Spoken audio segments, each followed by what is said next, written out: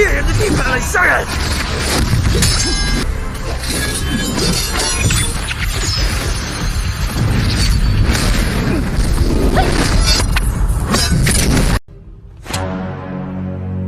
Hai para Sundaners, kumaha kabarna? Damang sadayana dengan saya si Otong kembali lagi di channel Ningali Film. Pada episode kali ini kita akan membahas sebuah alur cerita dari film Dragon Hunter yang rilis pada tahun 2020. Film ini mengisahkan tentang sebuah klan yang telah dimusnahkan oleh naga Bifalvia, sehingga keturunan klan tersebut mencari dan akan membalaskan dendam akan kemusnahan klannya saat itu. Untuk teman-teman yang suka dengan konten di channel ini, jangan lupa subscribe dan nyalakan lonceng notifikasinya. Dengan begitu, kalian tidak akan ketinggalan dengan video terbaru di channel ini. Dan tidak usah berlama-lama lagi, mari kita mulai ceritanya.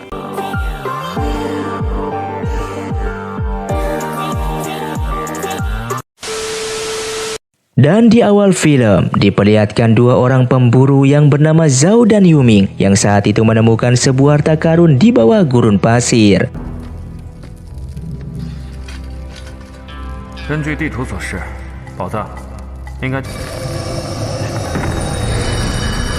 Sesaat setelah mereka mengambil harta karun tersebut, tiba-tiba tanah yang mereka pijak ambles dan membuat mereka berdua terperosok ke dalam lubang. Dengan cepat, Zhao mengeluarkan jangkar Batman lalu menarik mereka ke permukaan.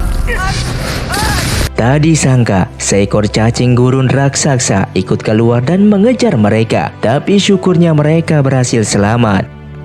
Beberapa saat kemudian, scene pun berganti di sebuah kedai tempat pemburu harta karun berkumpul. Di sini Zhao dan Yuming yang telah tiba di tempat tersebut langsung menukar harta karun yang telah mereka dapatkan. Di sana terlihat pemilik kedai sedang menceritakan tentang harta karun yang dikenal mitos, peninggalan klan naga yang berada di tempat yang sangat berbahaya, dan tidak ada seorang pun yang kembali ketika mencoba mencarinya. Harta karun tersebut dijaga oleh seekor naga bernama Naga Bifalvia. Kemudian, dia juga menceritakan ada sebuah pusaka yang bernama bola arwah yang dapat menghancurkan pelindung naga tersebut dan menunjukkan letak harta karunnya.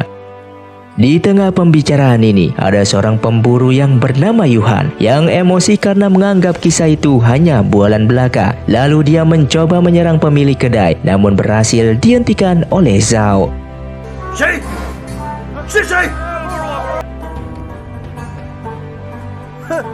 Di sini terjadilah perkelahian dan dengan mudah Zhao dapat membanting Yuhan ke pintu sehingga membuat pintu tersebut roboh.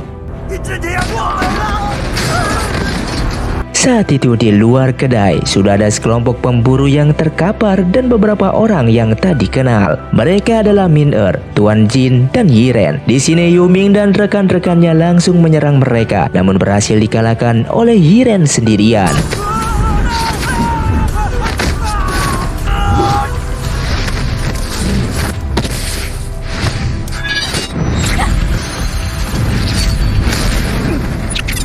Melihat hal itu pun giliran Zhao yang menyerang dan berakhir imbang.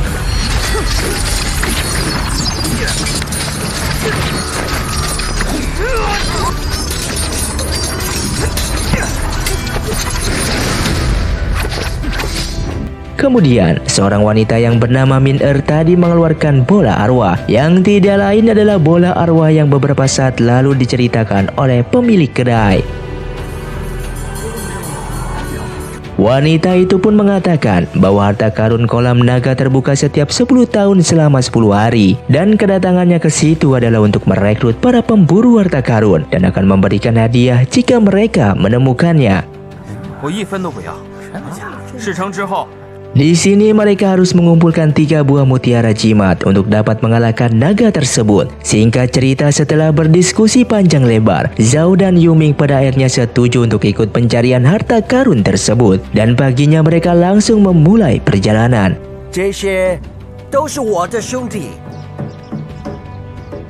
Setelah melewati lembah dan gurun, pada akhirnya mereka beristirahat di tengah perjalanan.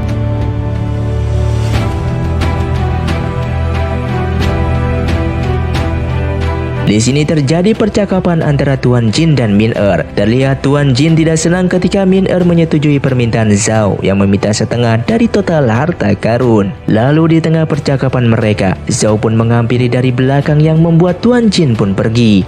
会杀掉一匹跑得最快的马。 Kemudian, Zhao pun memberitahu kepada Min Er tentang asal-usul Tuan Jin yang berasal dari bangsa Sogdia dan menyarankan Min Er untuk mewaspadainya. Zhao yang melihat jepit rambut Min Er juga menyadari bahwa dia merupakan putri terakhir klan naga dan Yiren adalah pengawal sumpah darahnya. Jadi ceritanya mereka berdua ini adalah orang yang ingin membunuh naga Bivalvia untuk membalaskan dendam klan mereka. Setelah cukup lama beristirahat, pada akhirnya mereka melanjutkan perjalanan kembali. Sampai pada akhirnya mereka sampai di tempat mutiara pertama yang berada di tengah danau. Menurut buku terdahulu, mutiara tersebut hanya keluar pada malam hari saat berinteraksi terhadap bola arwah. Sehingga mereka harus menunggu hingga malam hari jika mereka ingin mengambilnya. Singkat cerita, malam pun tiba. Tiba-tiba bola arwah di tangan Min Er menyala dan sebuah mutiara muncul di tengah danau. Lalu Tuan Jin menawarkan sekantong emas untuk siapa saja yang berani mengambilnya. Namun pada saat itu, tidak ada seorang pun yang maju sehingga ditambah menjadi 2 kantong emas. Dan pada akhirnya Yuhan pun menyuruh 2 rekannya untuk mengambil mutiara tersebut. 水里好像有东西在动。 Namun tiba-tiba mereka ditarik ke tengah danau oleh monster yang dapat menjulurkan akar dan langsung menyerang rombongan mereka.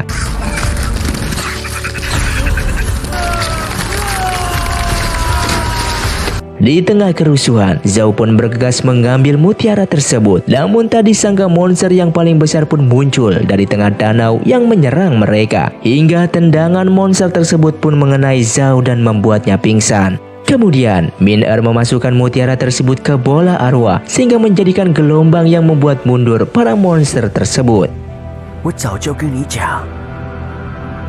Keesokan harinya di saat Zhao tersadar, Min Er bercerita bahwa zaman dahulu perang naga pernah membuat kesepakatan dengan naga Bivalvia untuk mengalahkan bangsa barbar yang menyerang klan naga. Sebagai gantinya, klan naga menyerahkan semua harta mereka kepada naga Bivalvia. Namun naga Bivalvia malah memusnahkan klan naga yang sedang lemah untuk menguasai kolam naga dan menimbun hartanya di situ. Sejak saat itulah, Min Er bertekad untuk membalaskan dendam dengan membunuh naga Bivalvia. Di tengah obrolan mereka, Naomi anak buah Yuhan menggunakan kesempatan saat mereka lengah untuk membuat Zhao dan yang lainnya pingsan. Lalu mereka pergi membawa unta, bahan makanan beserta Yuming. Dan beberapa saat kemudian pun Zhao dan yang lainnya yang telah tersadar tidak mempunyai pilihan lain. Dan pada akhirnya harus melanjutkan perjalanan tanpa membawa bekal sedikit pun. Di tempat lain, rombongan Yuhan beristirahat. Naomi mengatakan kepada Yuming yang masih diikat bahwa dia menyukainya dan mengajak untuk ikut bersamanya. Yuming pun menjawab, "Jika kamu membawa aku akan membencimu selamanya." Meskipun sebenarnya Yuming juga menyukainya. Mendengar hal itu pun karena merasa bersalah, Naomi melepaskan ikatan Yuming dan ikut kabur bersamanya. Namun hal itu menjadi aneh ketika Yuhan yang mengetahui hal itu sama sekali tidak berniat untuk mengejarnya. Kembali ke rombongan Zhao yang sudah sempoyongan dalam kondisi dehidrasi. Min Er dan Tuan Jin melihat sebuah oasis dan kemudian berlari ke sana yang ternyata hanyalah Fata Morgana.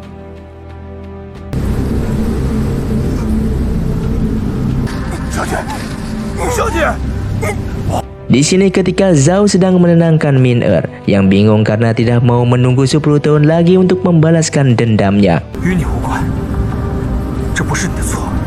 Muncullah Yuming dan Naomi dari balik gundukan pasir yang kemudian mereka bergabung untuk melanjutkan perjalanan. Singkat cerita, pada akhirnya mereka sampai di runtuhan istana klan naga yang dihadang oleh badai pasir dan di sana mereka melihat mutiara kedua.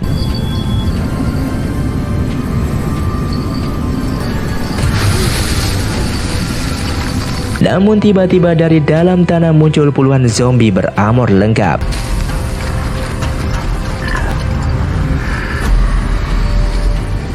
Tidak pakai lama, Zhao pun langsung menebaskannya, diikuti oleh Yiren yang menyerang dengan gaya bebasnya.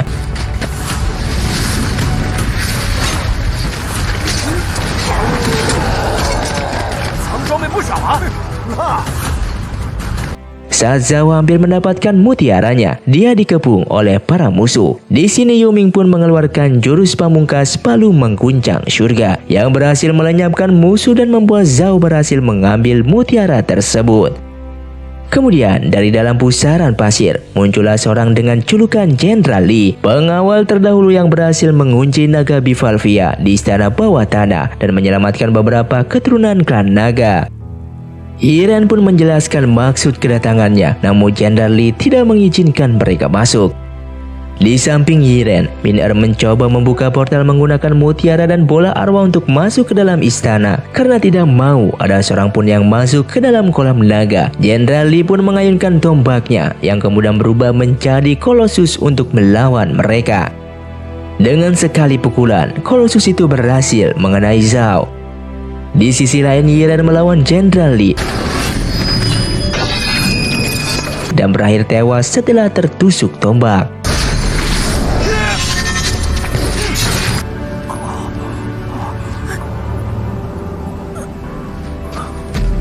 Dan beberapa saat kemudian, saat Zhao sudah mengalahkan Kolosus buatan Jenderal Li, di sini Zhao memutuskan untuk melawan Jenderal Li dan menyuruh yang lain pergi ke kolam naga. 我答应过你。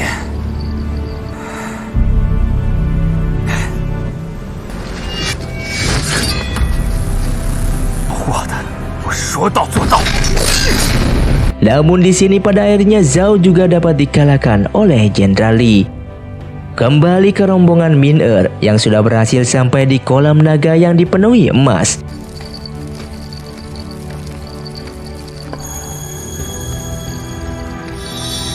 Tidak lama kemudian, muncullah naga Bivalvia dalam bentuk manusia dan di sini dia menceritakan kejadian yang sesungguhnya bahwa dahulu bangsa Wuna leluhur klan naga, mereka menciptakan 3 mutiara sihir. 2 diantaranya dipasangkan di dahinya sehingga menyerap kekuatannya. Lalu kemudian klan naga memanipulasinya untuk melakukan pekerjaan kotor. Itulah alasan naga Bivalvia pada akhirnya memusnahkan klan naga. Mendengar hal itu pun niat Min-Er untuk membalaskan dendam menjadi tertahan oleh keyakinannya sendiri karena memikirkan ucapan naga Bivalvia.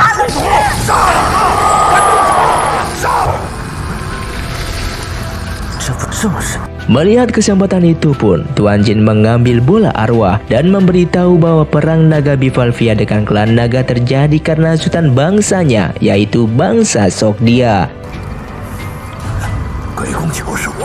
Mendengar hal itu pun Min-Er merasa kecewa karena apa yang dilakukannya selama ini sia-sia. Lalu Tuan Jin pun membebaskan segel agar dapat mengambil emas yang ada di sana.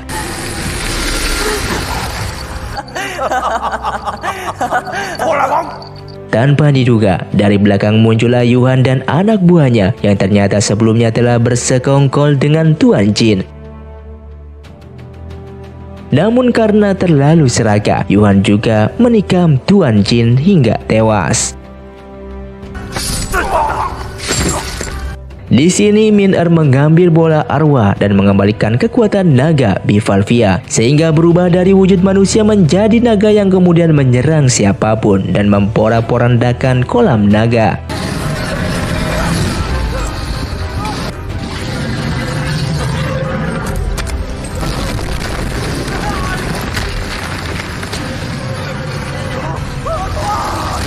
Beberapa saat berselang, tiba-tiba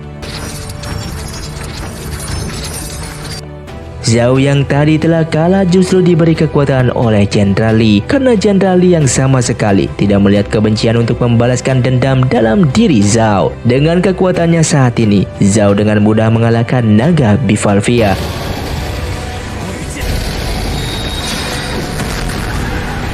Sehingga naga Bivalvia berubah menjadi manusia lagi. Setelah peristiwa tersebut, di sini Min-Er berjanji kepada naga Bivalvia bahwa akan menceritakan kebenaran dan membersihkan nama naga Bivalvia dari kesalahpahaman yang selama ini terjadi. Dan pada akhirnya mereka yang tersisa hidup pun bahagia dengan jalannya masing-masing. Dan film pun selesai. Terima kasih untuk kalian yang sudah menonton video ini sampai habis. Buat kalian yang mau request film selanjutnya, silahkan komentar di bawah ini. Sampai jumpa di video selanjutnya. Saya pamit urang dari Ningali Film. Si Otong undur diri dan salam Sundaners.